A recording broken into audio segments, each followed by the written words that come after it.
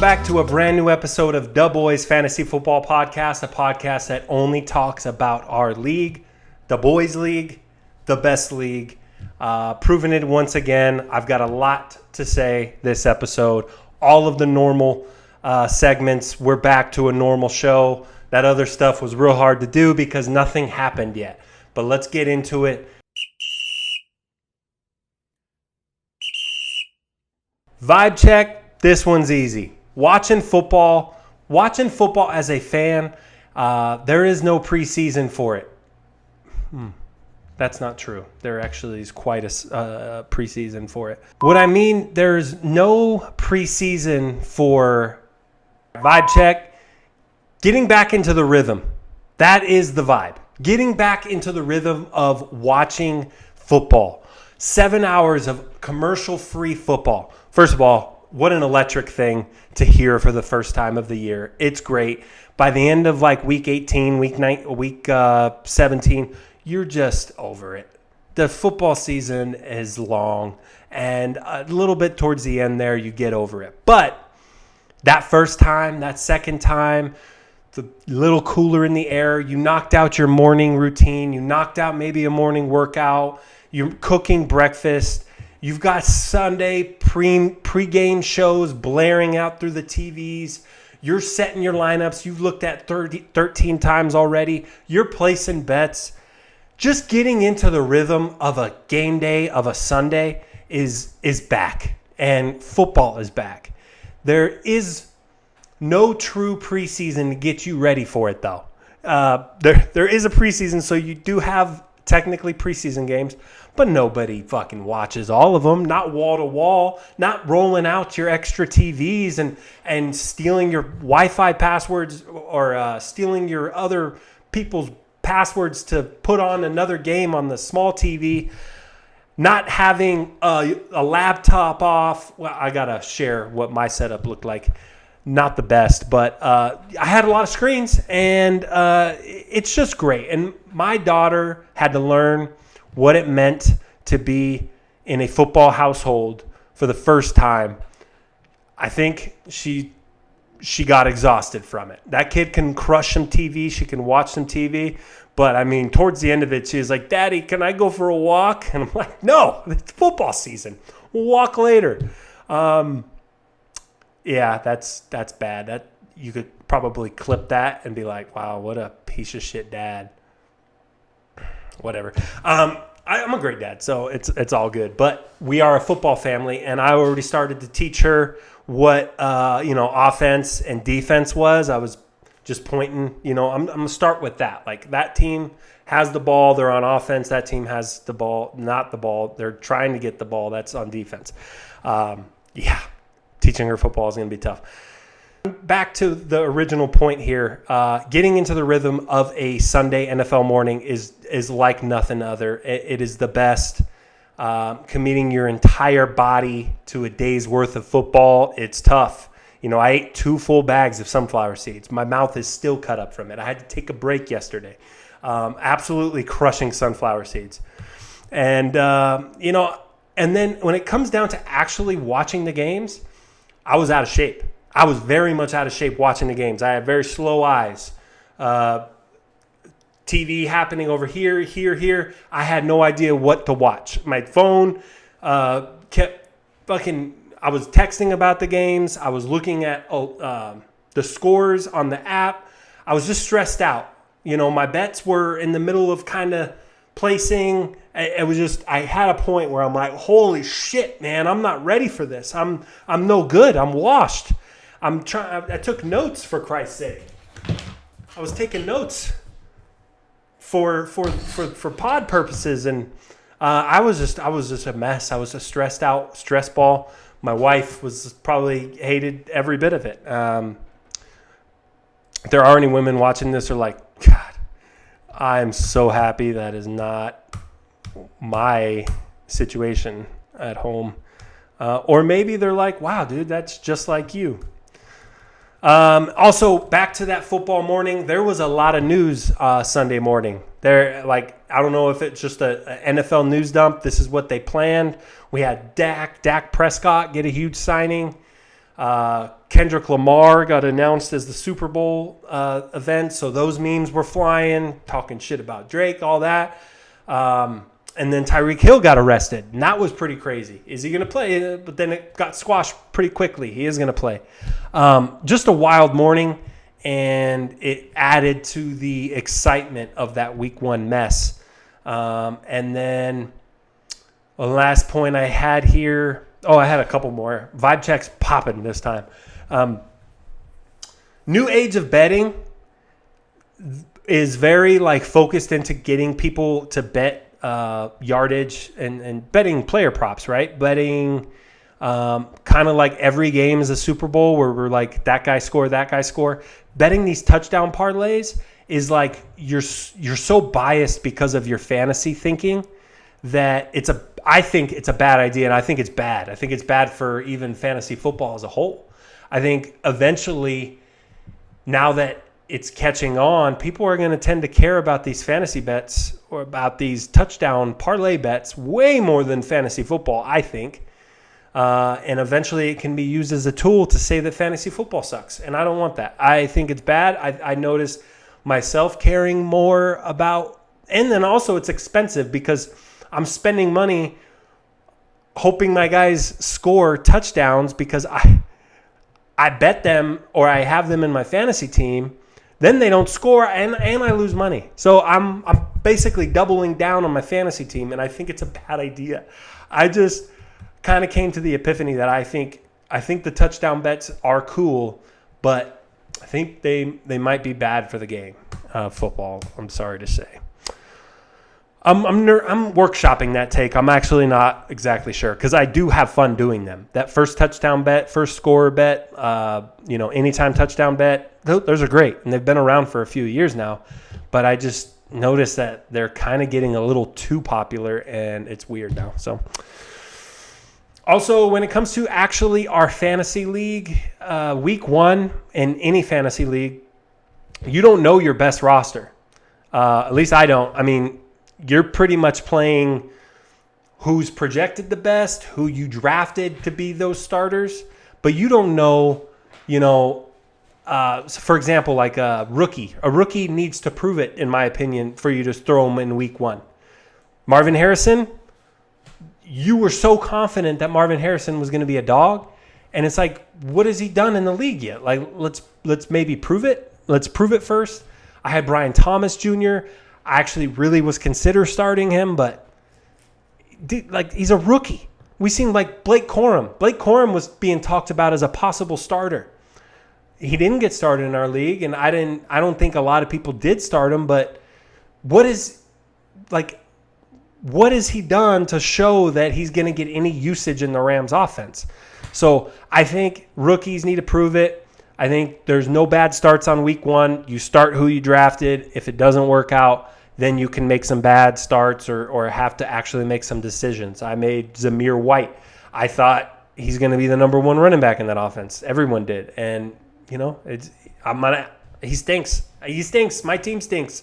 So, speaking of, BP's Complaining Corner up next.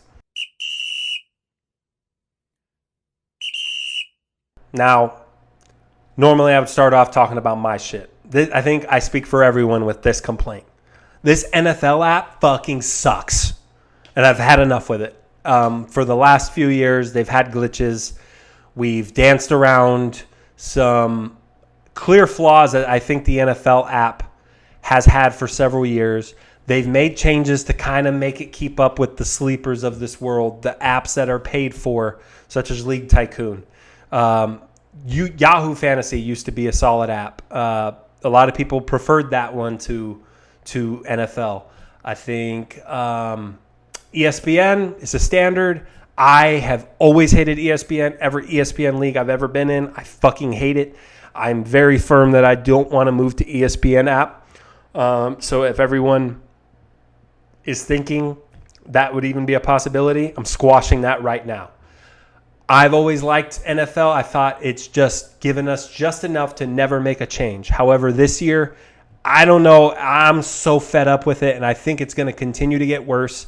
I think they're so centered on pushing everybody towards the premium and making these weird features such as AI and optimization and all this weird stuff that they're forgetting that they just need a simple fucking app that works on NFL Sunday on the first game of the fucking year. And I've had enough. I've written 3 or 4 reviews. Yes, you can write multiple reviews. Go ahead, light them up if you want. But I write reviews on the App Store. It's not going to do anything. They average an insane highly score. So whatever. I can't do anything about it this year, guys. But next year, I vow and I promise to move this league to a different league. And that's going to be different for us. That's going to suck. We've been on NFL since the very beginning. But I'm sorry to say that in our league where we have too much money on the line, too much happening, too much drama, that we can simply not afford to have this happen. And no other business would run this way, and I'm going to run this league like a business. And there's no way I can continue to watch it continue to operate that way. Now, on to my team. Me in general, not just my team. I have a whole laundry list of issues when it comes to my team. I've traded my way out of it already. We'll get there. It's the sheer notion of having FOMO and missing out. And it's not even a fear of missing out. I am missing out. My 2 guys every year to this point have been Saquon and Cooper Kupp. Cooper Kupp is my favorite NFL player behind Aaron Donald, which is no longer there. So it's Cooper Kupp. Saquon Barkley has been my favorite running back. I've been pounding the fucking desk for Saquon. All those years he was in New York saying, this guy is the best running back in the league. I don't give a fuck about your Christian McCaffrey. I don't give a fuck about anybody else. He just plays for the Giants. And even with the Giants, he was getting insane numbers for what they gave him around him. Everybody knows that. He's already proven that stigma. I've won that argument, saying that Saquon is a dog. Everyone knows it. And then he goes and moves on to the Eagles, and you just knew it was a perfect fit. Is he going to get 3 touchdowns every week? Absolutely not. That's just not, it's not going to happen.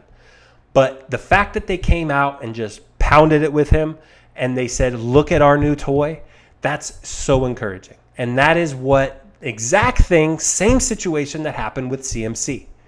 When CMC was fucking getting numbers in Panthers, and they're like, well, he's going to come over there. There's a lot of mouths to feed over there in 49ers. Who cares? They have the exact guy that they want. And look at what CMC's been the last 2 years. Saquon is that same way.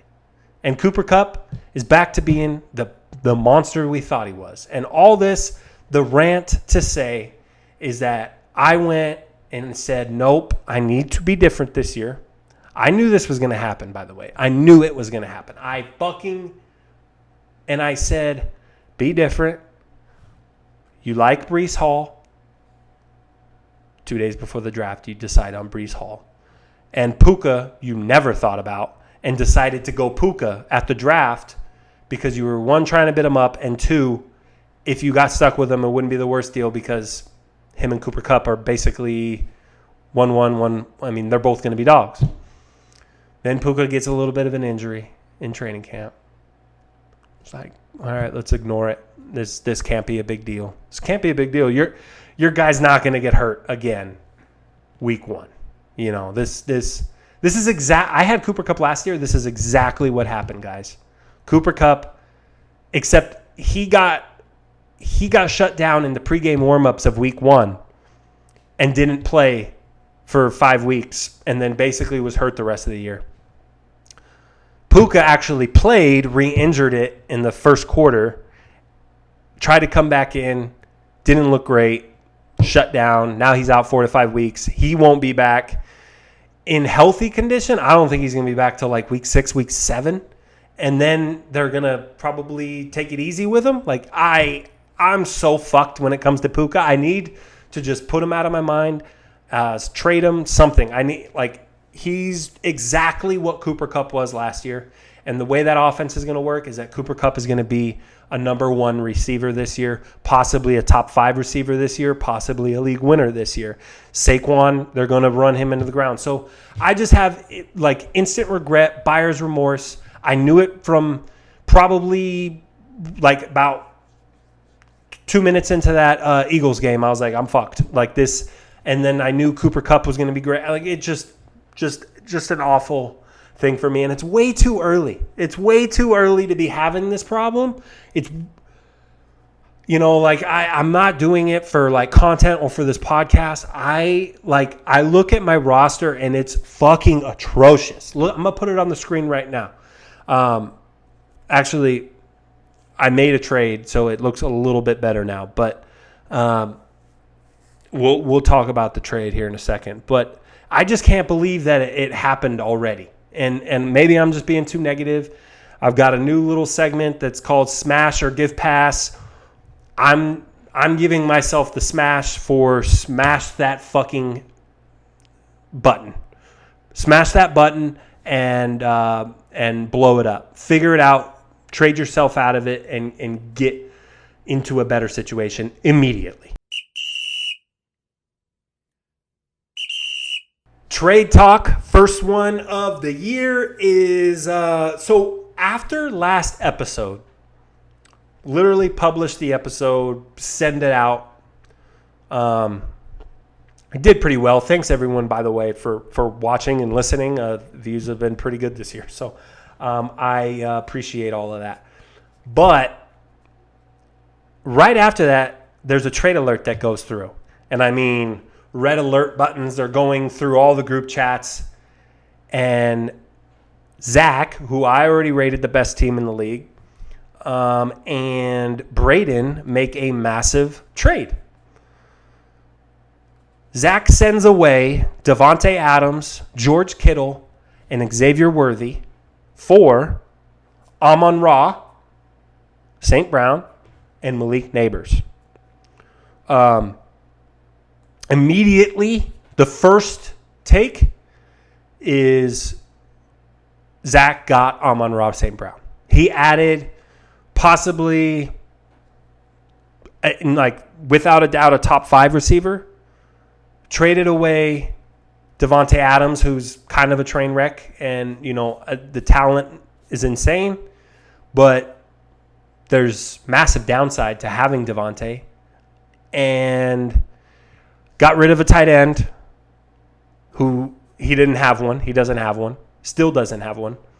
Actually, he does. He has Isaiah Likely. Fucking bitch. How did he? Like, how? And then basically a rookie swap for Xavier Worthy and Malik Neighbors. So, like that one could go either way. So that was Tuesday night. And right away, I'm like, God damn, I would have loved to talk about that on the pod, have something to talk about. But it's all good. That's how it worked out. Braden caught a lot of shit. I think a lot of people not saying like, dude, you're an idiot. You're a jerk. But it was more of like, you just stacked Zach's team. Zach's team is so beyond loaded now. With that, now he has Mike Evans. He's got CMC. He's got the Browns running back, Lamar Jackson. Yeah. So, and then I think he's got one more guy, David Montgomery. Like his team is pretty great with that, and we were right. I think still moving forward. I think Braden definitely lost the trade, but it was a trade that he needed to do. I think he watched the pod and was like, I gotta fucking do something. I didn't like a lot of the things Brandon BP said about my team, and fucking cool, whatever. And then the next trade, but moving forward, I do think Zach is going to end up winning that trade. Amon-Ra had an awful game. I think it was Rams' game plan to just eliminate him from the offense. We pretty much had him double covered the whole time. Didn't think that was going to matter. That Rams defense is a little bit better than I thought as only 1 week. Amon-Ra, there's no way he's going to do that again. So I think he's going to be just fine. There's no reason to hit the panic button on Amon-Ra St. Brown at all. And then Malik Neighbors, that's just weird because fucking Daniel Jones is so bad. And you can listen to a million other shows that'll tell you that. Peeler and I just made a trade today. In the aftermath of this week and what I was talking about when in BP's complaining corner, how bad my team played and how it looks after the Jordan Love injury, after needing a running back because Zamir White sucks and probably isn't going to be the starter. Alexander Matterson is. And then Puka getting hurt. I had 3 holes to immediately fill in my lineup. I forgot to mention this. God damn, this was the main point. BP's complaining corner, extended version, is I lost 3 fucking people in my starting lineup. And here I am complaining in the group chats, and everyone's like, yeah, we got our own problems. And I was like, no, you don't have a 3 fucking roster spot fill in week 1 of the NFL season. Zamir White's unplayable. Puka is out. And Jordan Love is out. I have to go to waivers. I have no bench to fill these guys with. So I panicked. I had to hit that button and go after a trade with Peeler this morning. Now, from what I hear, Peeler was in talks with a couple other guys. Peeler was seeking a tight end. That was the main thing he was after. I had a good one. I think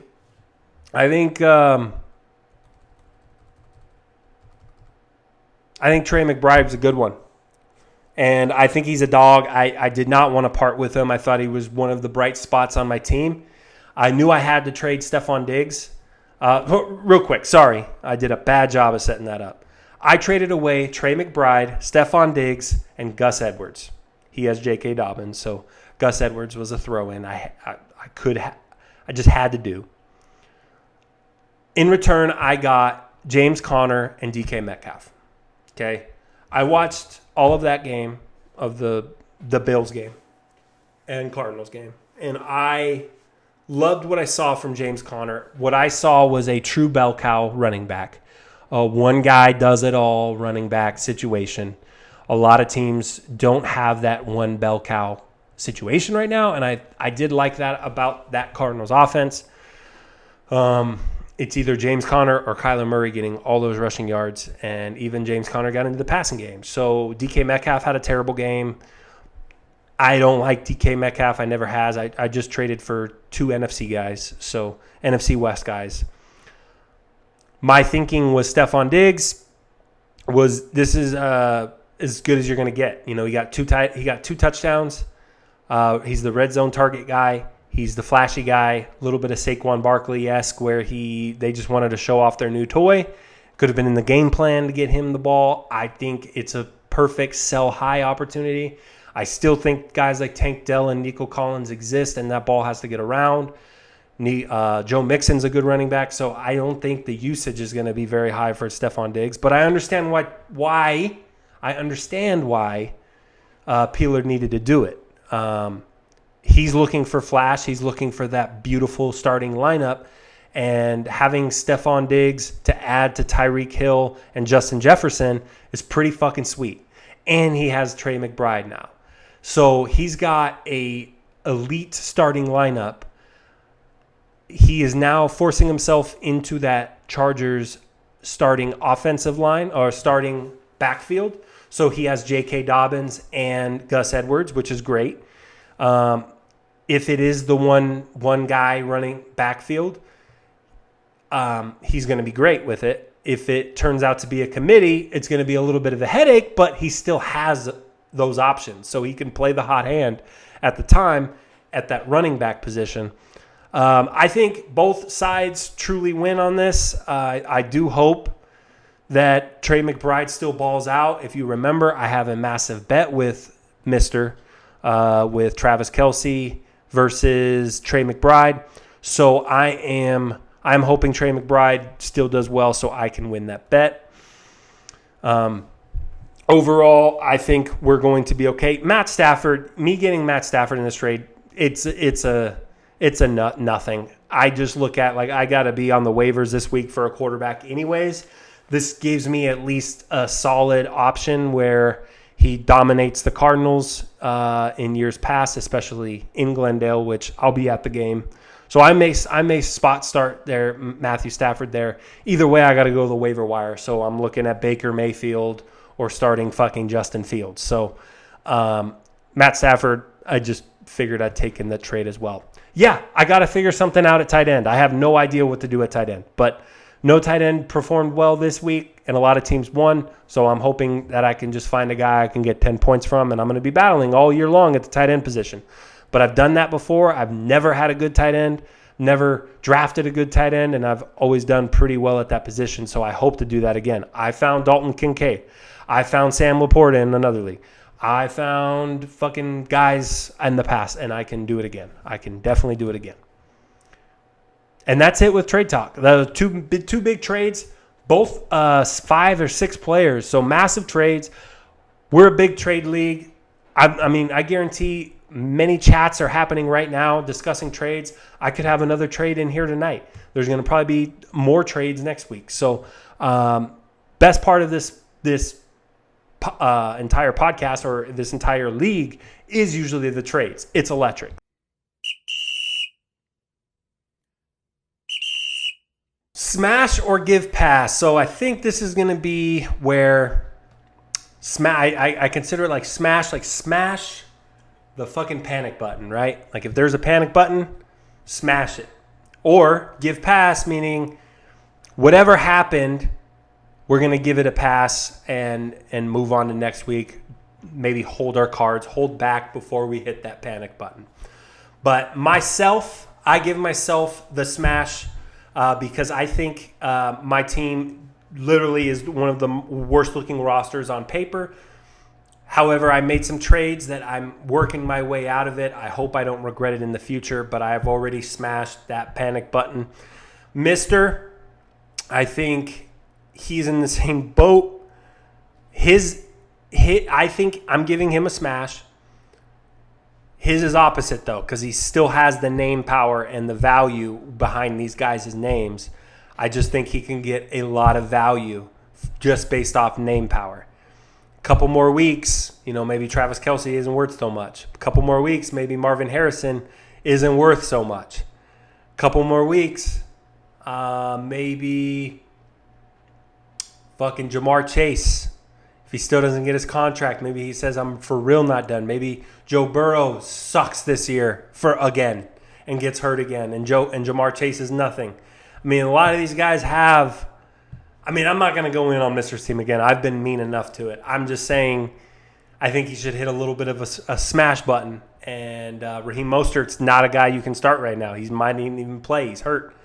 So we'll see. We'll see what he does. Adam, I'm going to say give pass just because the fact that it doesn't matter. Your team is bad. You've got low score. Your team is terrible. I think it's terrible, but I think you're too stubborn. You're not going to make a trade anyways. I don't think I've ever seen a trade that you've pulled off. I can't remember one to date, and I don't see you trading yourself out of it, so I'm just going to give you a pass and let you earn this ass beating the hard way. You're going to learn what it's like to be the worst player in this league. You're going to learn, we all are going to learn why it sucks to have a guy like Augie in our league that isn't going to play ball when it comes to the punishment at the end of the year and is going to just disappear and pretend like fantasy football doesn't matter and it's gay and blah, blah, blah. Adam is going to learn what it's like to be the worst fucking team in the league. And I am so confident in that team sucking this year. I might even make a crazy bet to say that he will do it, but not there. It's week one. Week one overreaction. I get it. I've overreacted about a lot of things today, but I'm pretty damn confident that Adam's team is the worst team. So I'm going to just give you a pass and let you earn this the hard way and let you learn this lesson that your team is fucking awful. Austin's team also performed very bad. I'm going to give it pass just simply because I ranked you second in the preseason rankings, and you went on to score 85 points. Pretty awful. Like Chris Olave, Drake London, 3 points. I mean, you had nothing. You got nothing from anybody. Not a single bright point from any guy on that team. Your entire team is just Deontay Johnson. If Deontay Johnson was a team, actually, you have George Pickens. That's perfect. Your entire team is George Pickens. Just that's what they did in week 1. And now again, overreaction. I get it, but they sucked. I'm going to give it a pass. We're going to see what happens next week and move on. I think we can all just put this behind us. And week 2, we're back on here saying that's the team I said was number 2. And I don't think there's any reason that you need to make any trades. You're not gonna anyways. You're stubborn. You're gonna ride this team out. I don't even see a situation where I'd ever would consider that you would do a trade. I don't know what it's got to get to. We haven't seen it because, you've dominated this league every year as far as within the regular season. So we'll see what's to come with your team this year. So we're giving you a pass. So guys, that's enough of that. So we're done with that. Guys that you've got to feel great about. Having them on your team right now, if you are waking up on a Wednesday morning watching this podcast and you have Jameson Williams, Justin, you have him. You feel good about that. That was great. To see a guy get so involved, be such a focal point of an offense that is a great offense. Amon-Ra's not going to do that every week, but Jameson Williams is a fucking dog. He's the true number 2 receiver, and I think he's going to be around for a minute this year. He's going to be the guy that people are looking to as a bona fide dog number 2 receiver, right? Which have a purpose in this league. Very much have a purpose in fantasy football to have one of those guys. Bet you feel good if you have Xavier Worthy. Xavier Worthy is fun. He's going to get involved in that offense a bunch. I say it in Braden's interview that's coming up. I think that he fills the role that Kadarius Toney was never able to because Kadarius Toney was a fucking idiot and that fumbled and that did dumb shit and just they couldn't keep him on the field. But Xavier Worthy is so fucking fast, and they have all these little gadget plays that they're going to work for. And, I mean, this guy could easily get 4 to 5 touches a game, which isn't great, but they could all be just for huge plays. And there's no better person that you got to rely on huge plays from than Patrick Mahomes. That guy can do it for you. You got to feel great about Cooper Kupp. I mean, for three years in a row, the Rams have had a receiver in that top 5, top 10 position in fantasy scoring, and you just picked the right one. Between Cooper Kupp and Puka, Cooper Kupp is a guy. As long as Cooper Kupp is playing on that field, he is a league winner. Saquon Barkley, obviously you invested a lot for him, but if you have him and you made that investment, you've seen a lot of good things in week 1 you're happy about. Brian Thomas, another one, I actually have him. I'm pretty pumped that I have him. He could be the one shining star on my god-awful offense of a fantasy team that I got. Brian Thomas looked electric and looks like I'm going to have to play him as a starter. My team's not good enough to not, but I think I feel good after week 1. And finishing off the show, Feelin Myself, Braden, top scorer this week, joins the show. I talked a little bit of shit about Pure Aiden going in on last week's episode, and he made a trade and went on to dominate this last week. He was never in a close contention and dominated his matchup, got top score. Now, those that are new to the program and new to hearing about our league, we do a $50 top score payout at the end of the year. So if you get top score of the week, you get $50. When you add that into all your other fantasy winnings, it's nice. If you get 3 or 4 top score weeks, that's $200. So That's great. Adds on to your bonus payout at the end. And also it's great to be top scorer and being recognized for top scorer. And then also we've added the wrinkle where the winner and the person that does the top score comes on the pod. We call it Feelin Myself, where you get to kind of come on, talk your shit, talk about your team, talk about how the season's been going, little status check-in around the league. And I love doing it. We also do a part where we have the low score of the week. This one was Augie. Just didn't bring him on. You know, he's a wet blanket when it comes to talking and interviews and shit. I didn't mean that. I just think he didn't want to come on anyway. So normally we'll do something like with that and have the loser come on and talk shit and do more of a complaining situation. So thanks for joining the show. And enjoy this interview. Thanks. Welcome on, Braden. Feelin Myself. First one of the year, week 1, top scorer, 142 points. The floor is yours. Dude, I first off, before the floor is yours, I kind of roasted your team a little bit. I ranked you kind of middle of the pack. I said some bad things throughout the week. I talked shit in some group messages. And then you go and do what you did. So go ahead. What do you got? Beef, I'd be lying if I said my planned draft day was to spend $1 million on the first guy thrown out just to trade him away before week 1. But yeah, it's true.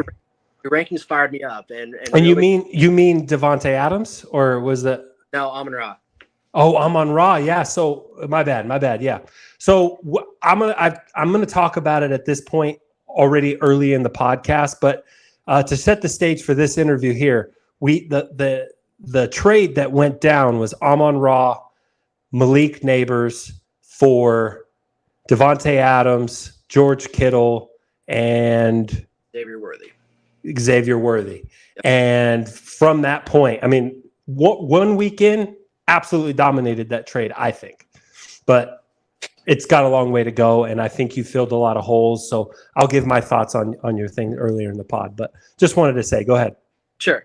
I mean, your rankings did fire me up for sure, like you thought they would. But, you know, it hasn't happened for me much in this league, so I've been back. But right now, I'm feeling like the man of the hour, the tower of power, too sweet to be sour, baby. Yeah, I seen that. And you've even, like, thrown out some fishing – Xavier Worthy on the trade block, like possibly trying to trade him on a high. Mm-hmm. But I mean, he kind of adds a little bit of electricity to your team, does he not? Like, I mean, you've got a real nice boomer bust guy sitting right there to plug in on your waiver on your flex spot. You don't even need him quite yet. No, and honestly, I'm not a big college football guy, but you know. Everybody heard about his 40 time. That's what, you know, made him kind of run up. It's his claim to fame. Right. And just watching him, you know, week 1, anytime he got the ball, he didn't get the ball often, but when he did, God damn, it was like he shot out of a fucking gun, man. Yeah. And the way I am not a huge, coming out of college, I wasn't a huge fan of like his actual talent. I thought he wasn't even the best receiver at Texas. Mm-hmm. But the way the Chiefs are going to use him is going to be he's the reason why that fucking idiot, what's his name, was there. On the Chiefs. God damn, he sucked. He was terrible. But they brought him in from the Giants. Kadarius Toney. Yeah, he was so bad, but like they wanted him for these kind of plays, these specialty plays. McCole Hardman, specialty plays guy. He's still there, but I don't know. I just think that the Chiefs are going to use the fuck out of Xavier Worthy, like 5 touches a game, and then even though all those 5 touches are going to be so big plays, and I mean, I just don't know what to do with them. So, anyways, the rest of your team though, let's talk about it. You got 142 points. Sure. The big, I would say the big consistent piece here, and I had it, but then I was looking at our matchup this week, so I went off of it. You were never in a game with Donald, by the way. That was over from Sunday morning at 11:30. That thing was over. So good. And he knew it. Well, it was right around when Josh Allen decided to go in fuck you mode and just start dunking on defenders again. Right. That's why you get Josh Allen, man. That's got to be fun. Agreed. And hey, and luckily for me, I thought I was gonna fucking be eating ass. You know, when the last time I was on this pod, I was like, I'm not gonna take Nico Collins in any league. And what do? Take Nico Collins in our league. Yeah.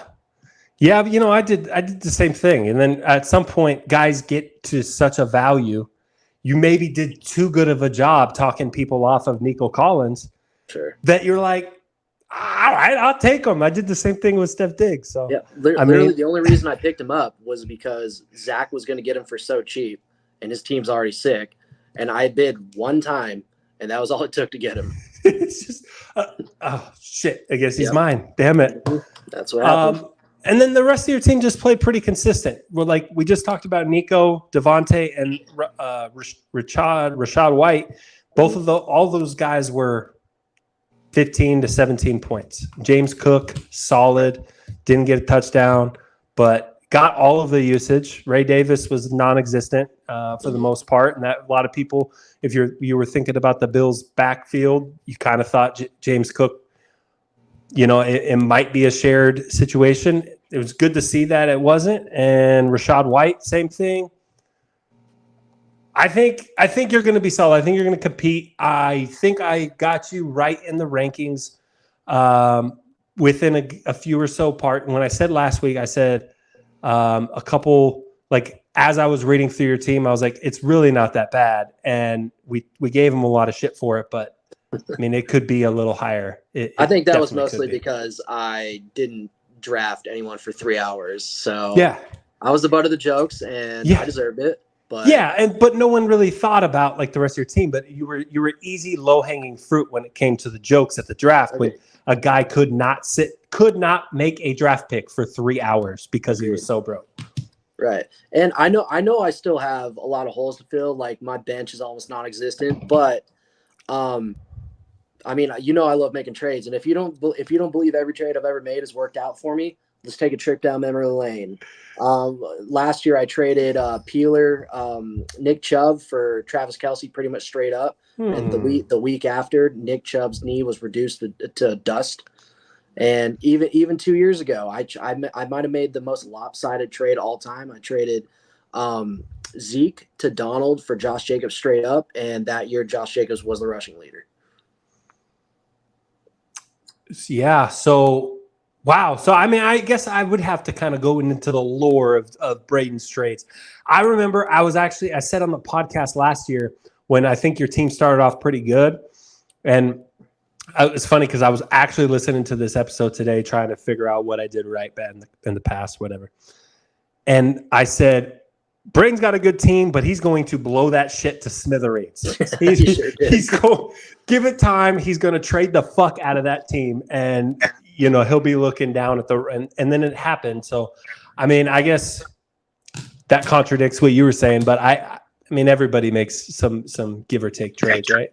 Right, and I do vividly remember that because it took all of about 10 minutes for me to fire off that trade to Zach, and it didn't take much. He just said, okay, let's do it. Yeah. No, that trade was electric because it was right after the podcast. Everyone's kind of excited for the season. We've got 2 days till football. And then we haven't even seen our teams play yet. And all of a sudden we've got a massive trade. And Zach says, fuck it. He's got and he obviously on paper looks like the winner because he's got Amon-Ra in there, right? But you filled 3 team needs like right away. Like you didn't have a tight end, you solved it. You got I'm sure you tried to just view that Amon-Ra for Devontae Adams as a little slight downgrade. And then you've got an electric player in Worthy. So, which was again a rookie for a rookie. Either way, that shit was even. Right. So I mean it looks good now. Hindsight 2020, you're sitting here the top scorer, but I'm not gonna lie. I think Zach still won that. It just didn't look like it after this 1 week. I can't argue with that. But like you were saying, I filled holes that need to be filled, and that was the point of the trade. That was the intention. Right on. Mm-hmm. All right. Well, this week, me and you face off. I am in a panic situation already after week 1. I'm sure the pod will, by this point, everybody knows where I currently sit. But so me having to turn around and play the top scorer of the week is not ideal. Anything you look forward to in our matchup? There's a lot to look forward, being me. With Jordan Love going down, your throat looks like, I don't know if you took Justin Fields out of there, and now Puka gone. So, well, you've seen my trade, right? You've been working, but you've seen the trade. Oh yeah, I did. Totally forgot about that. But yeah, you did make a move. I know you got DK. Who else is part of it? They're all fucking bums, man. Who are we kidding? They all suck. James Conner and Matt Stafford. Matt Stafford was more of a throw-in because I knew I had to go to the waiver wire. And I figured, when I'm looking at it on game day, having Matt Stafford versus having to find a waiver wire was more than anything. But, I think it could be good. I still ended up scoring 110, so I didn't have a terrible day. And I think you need to come back down to earth a little bit. I don't think I fucking hope so. I mean, I can't score 140. So you do that again, you're going to win. Well, good luck to you, brother. Yeah, I hope you lose. So, but thank you everyone for joining the podcast. This is the sign out here. Thanks, Braden, for joining, and hope you eat a dick next week. All right. Thanks for having me, brother. Fuck you. All right. See you.